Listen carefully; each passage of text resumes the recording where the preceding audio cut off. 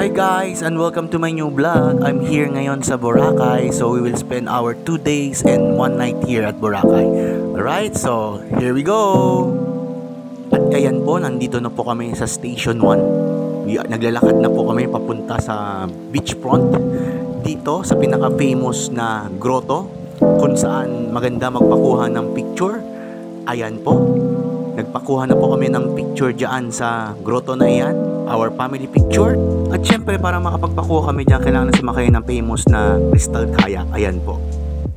Ayan, syempre after namin magpa-crystal kayak, nandito po kami ngayon sa Station 2 kung saan po ako ay nagpalagay ng aking henna tattoo. As you can see po, ito po ay sunset na po dito sa Station 2 here at the Boracay Island.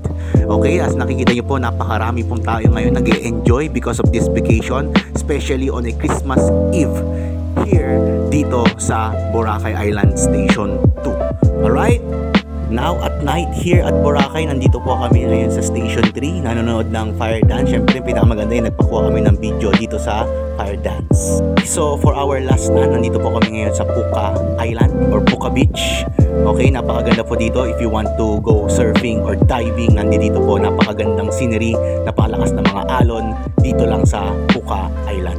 At syempre, everything must come to an end. So ito lang po, pauwi na po kami. Patapos na po ng aming Boracay adventure here. Pasakay na po kami ng bangka. Hope to see you on my next vlog. Okay, bye!